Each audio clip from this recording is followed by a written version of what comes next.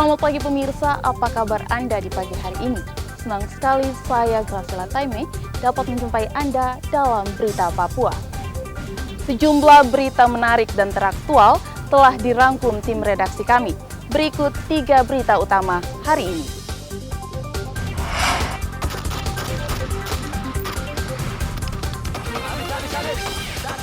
Pendulang emas dibantai KKB. Puluhan warga unjuk rasa di kantor Kemenkumham Papua Barat meminta orang asli Papua diprioritaskan dalam struktur.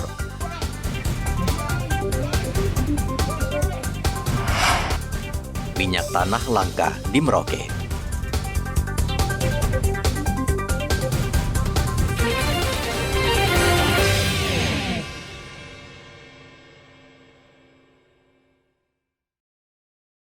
Aksi kejam kelompok kriminal bersenjata kembali terjadi.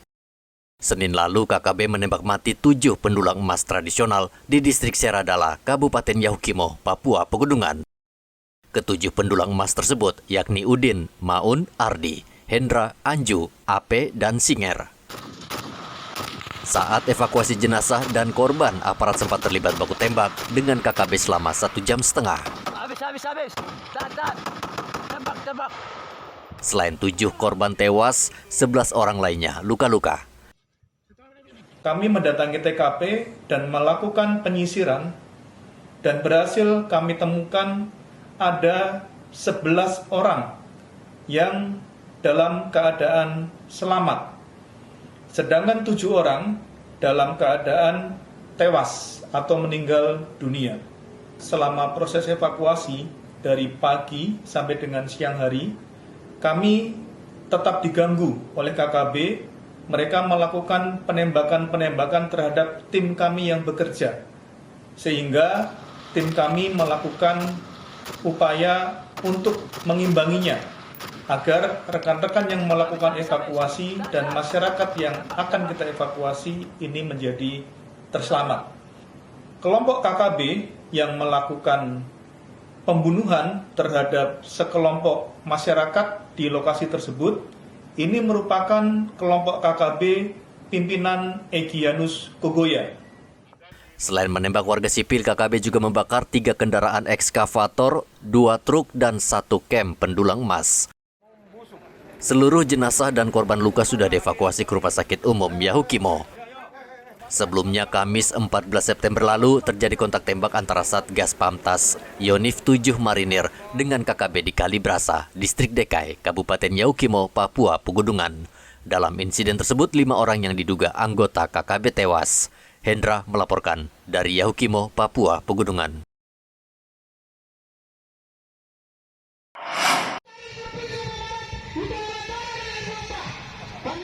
Puluhan orang yang mengatasnamakan organisasi masyarakat parlemen jalanan berunjuk rasa di kantor Kementerian Hukum dan HAM Papua Barat. Mereka menentang pelantikan pejabat di posisi strategis di Kemenkumham Papua Barat yang mereka nilai tidak berpihak orang asli Papua. Kepala Kantor Wilayah Kemenkumham Papua Barat Taufikur Rahman menerima para pengunjuk rasa. Ia berjanji aspirasi mereka akan disampaikan ke pemerintah pusat. Kemenkumham Papua Barat mengakomodir orang asli Papua, namun keputusan di pemerintah pusat. Menjadi bahan saya untuk melakukan evaluasi, ya, kemudian juga melaporkan kepada pimpinan di pusat, ya, untuk lebih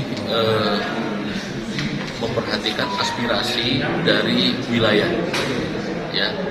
Dan tadi kami sudah berdiskusi, kami jelaskan persoalan-persoalannya, apa alasan kami membuat usulan, membuat tindakan, dan diskusi kami itu berjalan dengan baik, dengan hangat, dan bisa diterima dari teman-teman parlemen jalanan bahwa Kanwil Papua Barat dan saya selaku Kanwilnya sudah beritikat baik mengusulkan mempromosikan putra-putra asli Papua. Namun keputusan tetap ada di pusat, menyangkut semua kebijakan yang ada di lingkup barat. Kendati itu tidak ada balance karena memang kami tidak punya fungsi dan tugas untuk harus mengadili atau investigasi atau mengadvokasi, ya. Jadi tidak ada balance. Tapi kemudian tetap fungsi dan tanggung jawab sebagai organisasi untuk menyampaikan aspirasi, entah itu dari individu atau dari kelompok, tetap kami jalankan. Nah ini yang tadi kami jalankan, ya. Nah sekalipun itu tadi ya tidak ada balance, bahwa tentu kemudian kami tidak tahu persoalan internal, tapi kemudian kami Setelah aspirasi pengunjuk rasa diterima Kepala Kantor Kemenkumham Papua Barat, para pengunjuk rasa bubar dengan tertib. Edi melaporkan dari Manokwari, Papua Barat.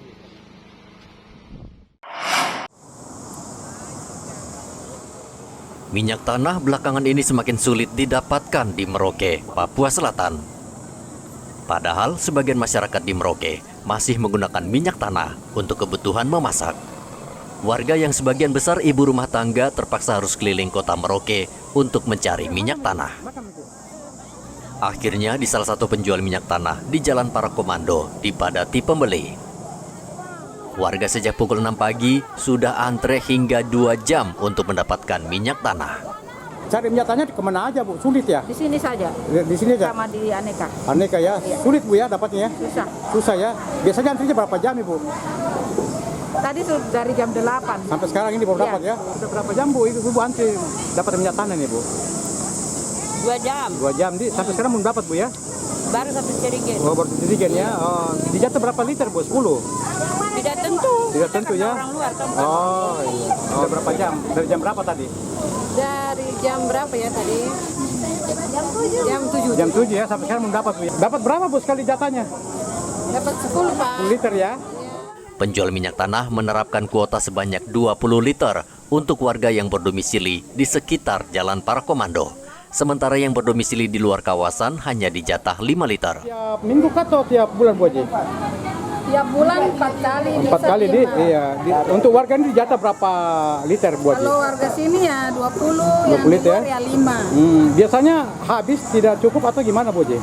Ya pas lah. Pas ya. Penjual minyak tanah mengaku mereka hanya mendapat jatah minyak tanah sebanyak 2 ton selama 1 minggu. Muhammad Ridwan melaporkan dari Merauke, Papua Selatan.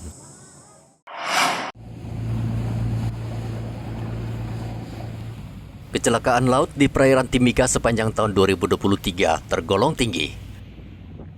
Kantor SAR Timika mencatat, tingginya kecelakaan laut disebabkan cuaca yang buruk sesuai perakiraan Badan Meteorologi, Klimatologi, dan Geofisika. Selain itu, kecelakaan laut juga disebabkan kapal tidak dilengkapi dengan alat keselamatan. Untuk menekan angka kecelakaan laut, kantor SAR Timika selalu bekerja sama dengan instansi terkait, baik TNI Polri maupun masyarakat yang tergabung dalam unsur Basarnas. Belakangan ini, terutama di 2023, ada peningkatan, terutama di daerah perairan Arafura. Ya, rata-rata operasi kecelakaan kapal cukup tinggi, ya karena tentunya menyesuaikan dengan data yang dirilis dari BMKG terkait tinggi gelombang. Dan oleh karena itu, kita dari kantor SAR Timika dalam penanganan kecelakaan tetap berkolaborasi dengan instansi terkait, ya baik dari internal Basarnas maupun TNI Polri maupun instansi-instansi yang mempunyai peralatan atau sumber daya yang bisa diberdayakan untuk penanganan tugas kemanusiaan di wilayah Kabupaten Timika. Namun prinsipnya kita selalu melaksanakan kesiapsiagaan karena kecelakaan bisa terjadi kapan saja, di mana saja, dan bisa menimpa siapa saja. Karena itu ya saya tidak pernah berhenti-henti mengucapkan untuk kepada masyarakat yang melakukan aktivitas di perairan, terutama di wilayah kerja kantor SAR Timika, agar selalu memperhatikan safety. Kantor SAR tidak pernah berhenti untuk menghimbau masyarakat, khususnya nelayan, agar selalu menjaga keselamatan, serta melengkapi diri dengan alat keselamatan, serta selalu memantau perkembangan cuaca yang disampaikan BMKG. Igo Batmomolin melaporkan dari Mimika, Papua Tengah.